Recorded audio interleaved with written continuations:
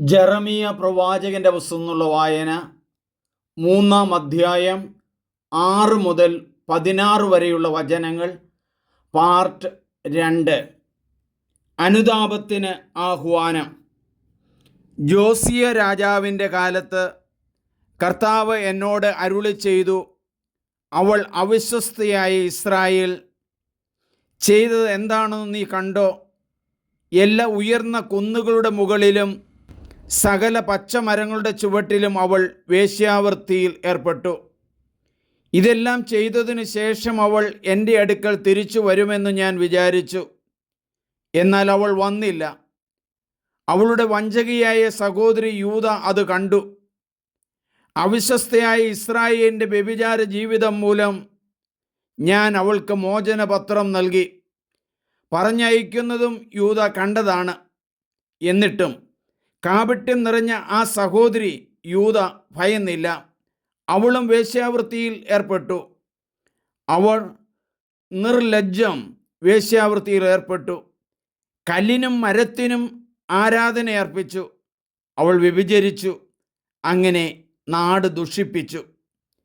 ഇവയ്ക്കെല്ലാം ശേഷം വഞ്ചകയായ ആ സഹോദരി എൻ്റെ അടുക്കൽ തിരിച്ചു വന്നത് പൂർണ്ണ ഹൃദയത്തോടെയല്ല, കപടമായിട്ടാണ്. കർത്താവ് അരുളി ചെയ്യുന്നു. കർത്താവ് എന്നോട് അരുളി ചെയ്തു, അവിശ്വസ്തയായ ഇസ്രായേൽ വഞ്ചകിയായ യൂദയായോളം കുറ്റക്കാരിയല്ല. നീ ഇക്കാര്യങ്ങൾ വടക്ക് ദിക്കിനോട് പ്രഖ്യാപിക്കുക. കർത്താവ് അരുളി ചെയ്യുന്നു, അവിശ്വസ്തയായ ഇസ്രായേലെ, തിരിച്ചു വരിക. ഞാൻ നിന്നോട് കോപിക്കുകയില്ല.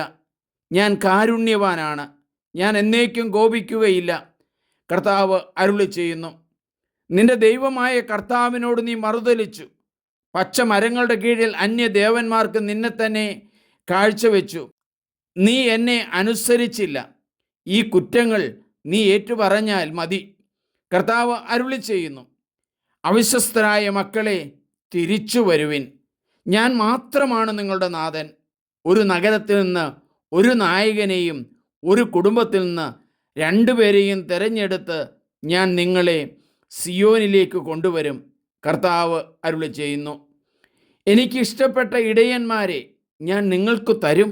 അവർ ജ്ഞാനത്തോടും വിവേകത്തോടും കൂടെ നിങ്ങളെ പാലിക്കും. കർത്താവ് അരുളി ചെയ്യുന്നു, നിങ്ങൾ പെരുകി നാടു നിറഞ്ഞു കഴിയുമ്പോൾ കർത്താവിൻ്റെ സാക്ഷ്യപേടകത്തെപ്പറ്റി ആരും ഒന്നും പറയുകയില്ല. അവർ അതിനെപ്പറ്റി ചിന്തിക്കുകയോ അത് ആവശ്യമെന്ന് കരുതുകയോ ഇല്ല. മറ്റൊന്ന് നിർമ്മിക്കാനും കഴിയുകയില്ല, മറ്റൊന്ന് നിർമ്മിക്കുകയുമില്ല. പ്രാർത്ഥിക്കാം.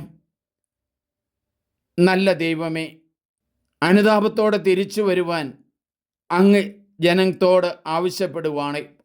നല്ല ദൈവമേ, ഞങ്ങൾ അങ്ങേ ആരാധിക്കുന്നു, സ്തുതിക്കുന്നു. ഇസ്രായേലിനോട് തിരിച്ചു വരുവാൻ ആവശ്യപ്പെടുന്നത് ജെറമിയ പ്രവാചകനിലൂടെയാണല്ലോ. ഇസ്രായേലെ, തിരിച്ചു വരിക. നിന്നോട് ഞാൻ കോപിക്കുകയില്ല.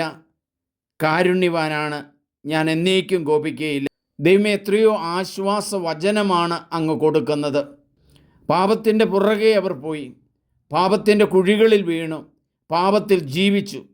എന്നിട്ടും തിരിച്ചു വരുവാനുള്ള ആഹ്വാനമാണല്ലോ തരുന്നത്. ജെറമിയ പ്രവാചകൻ ആവർത്തിച്ച് പറഞ്ഞല്ലോ, ഷൂബ് ബനിയും ഷഭാബിയും, തിരിഞ്ഞു പോകുന്ന മക്കളെ, തിരിച്ചു വരും.